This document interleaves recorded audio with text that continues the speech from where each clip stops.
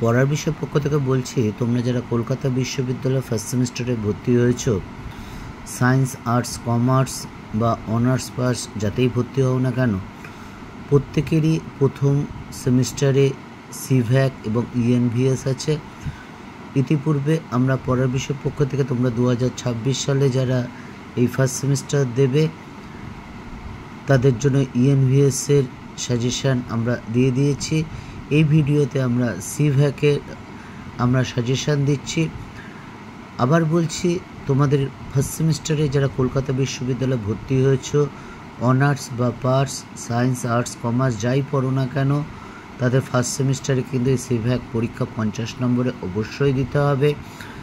এর সিলেবাসটা হচ্ছে বা ইয়েটা হচ্ছে constitutional values and fundamental duties, অর্থাৎ সাংবিধানিক মূল্যবোধ এবং মৌলিক কর্তব্য। তা আমরা এর সাজেশানটা দেওয়ার শুরু করার আগে আমরা একবার মার্কস ডিভিশনটা দেখে নিই।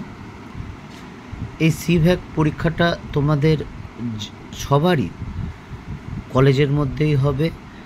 তা কলকাতা বিশ্ববিদ্যালয় যে মার্কস ডিভিশনের দুটো অপশান দিয়েছে, তার মধ্যে একটা হলো যে 25 নম্বরের দুটো প্রশ্ন থাকবে এবং 25 নম্বরটা হবে কী করে দেখতেই পাচ্ছ।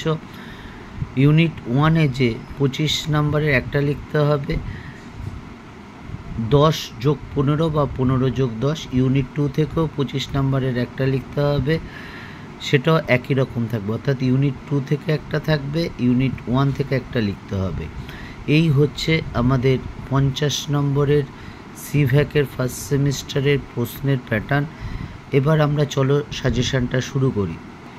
তোমরা জানো আমরা পড়ার বিষয় পক্ষ থেকে হিস্ট্রি এবং education honours, history, pol science, philosophy, education major, minor বা আইডিসি এবং ফার্স্ট এবং সেকেন্ড সেমিস্টারে ইএনভিএস এবং সিভ্যাকের নোট বা সাজেশান দিয়ে থাকি।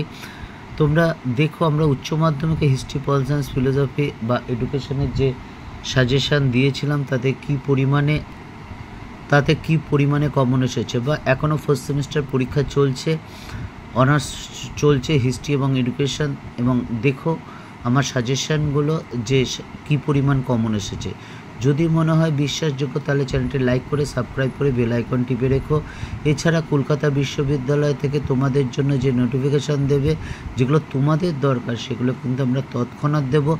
কাজেই যদি মনে হয় তোমরা এগুলো পেতে চাও বা ভালো লাগছে বা তোমাদের প্রয়োজন মনে পড়ছে, তাহলে অবশ্যই চ্যানেলটি লাইক করে সাবস্ক্রাইব করে বেল আইকন টিপে রেখো। তা চলো এবার আমরা শুরু করি সাজেশানটা। দেখতেই পাচ্ছ প্রথম প্রশ্ন, ভারতীয় সংবিধানে উল্লিখিত সাম্যের অধিকারটি আলোচনা করো এবং ভারতের সংবিধানের বৈশিষ্ট্য লেখো। 2 নম্বর, সংবিধান এবং সাংবিধানিকতা বলতে কী বোঝো? ভারতের সংবিধানের তাৎপর্য আলোচনা করো। দেখতেই পাচ্ছ ব্র্যাকেটে নাম্বারগুলো দেওয়া আছে, কোনটা কত নাম্বার সেজন্য আমি কিন্তু আর বলছি না।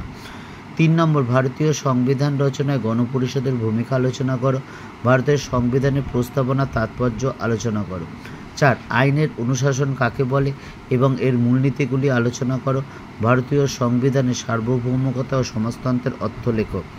5 নম্বর দেখো, ভারতের সংবিধানে উল্লিখিত ধর্মনিরপেক্ষতা ও প্রজাতন্ত্র সম্পর্কে লেখো। ভারতের সংবিধানে উল্লিখিত স্বাধীনতার অধিকার আলোচনা করো। এই হচ্ছে আমাদের ইউনিট 1-এর 5খানা কোশ্চেন। এগুলো তোমরা কিন্তু খুব ভালো করে পড়ো। বিগত বছরও দেখো আমরা যে ফার্স্ট সেমিস্টারের সাজেশনগুলো দিয়েছিল তাতে কি পরিমাণে কমন এসেছে। তা চলে এবার আমরা পার্ট 2টা শুরু করি। এবার আমরা ইউনিট 2টা শুরু করছি। তা প্রথম প্রশ্ন দেখো, ভারতীয় সংবিধানে উল্লিখিত মৌলিক কর্তব্যের গুরুত্ব লেখো এবং মৌলিক কর্তব্যের আইনের মর্যাদা লেখো। 2 নম্বর, ভারতীয় সংবিধানের 51 ক ধারায় উল্লিখিত মৌলিক কর্তব্যগুলি আলোচনা করো এবং মৌলিক কর্তব্যের সীমাবদ্ধতা লেখো। 3 নম্বর প্রশ্ন, ভারতীয় সংবিধানে মৌলিক কর্তব্য সংখ্যা কয়টি ও কী কী এবং এর তাৎপর্য আলোচনা করো। মাত্র 3টি কোশ্চেন, তোমরা একটু ভালো করে পড়ো। এছাড়া পড়ার বিষয় পক্ষ থেকে আমরা বলছি যে তোমাদের পরীক্ষার 1-1.5 মাস আগে আমরা একটা ফাইনাল সাজেশান দেব। তোমরা যদি দেখো তাহলে আশা করি কেন অবশ্যই কমন পাবে। আবার বলছি, আমরা পড়ার বিষয় পক্ষ থেকে হিস্ট্রি এবং education honours, history, pol science, philosophy, education major, minor এবং history, pol science, philosophy, education IDC paper এবং ফার্স্ট এবং সেকেন্ড সেমিস্টারে ENVS এবং CVAC-এর আমরা কিন্তু নোট বা সাজেশান দিই, এবং যেই নোটগুলো দিই সেগুলো কিন্তু আমরা বুঝিয়ে দিই, কারণ আমরা পড়ার বিষয় পক্ষ থেকে মনে করি যদি বুঝতে না পারো তার কিন্তু মুখস্থ করা সম্ভব না, যদিও বা হলো তাহলে কিন্তু পরীক্ষার সময় কিন্তু ভুলে যাওয়ার একটি সম্ভাবনা থাকে, আর তা না হলেও কিন্তু মুখস্থ করে কিন্তু ভবিষ্যতের জন্য ফল পাওয়া যায় না। আর তুমি যদি মুখস্থ না করে বুঝে পড়ো তাহলে কিন্তু এগুলো সবই কিন্তু তুমি ভুলে গেলেও, পরীক্ষার হলো ভুলে গেলেও ঠিক কিন্তু লিখে আসতে পারবে, আর ভবিষ্যতেও কিন্তু কাজে লাগবে। পড়ার বিষয় পক্ষ থেকে এতটুকুই, অগ্রিম শুভেচ্ছা রইল। ভালো করে পড়াশোনা করো, অবশ্যই ভালো ফলাফল হবে ভবিষ্যতে।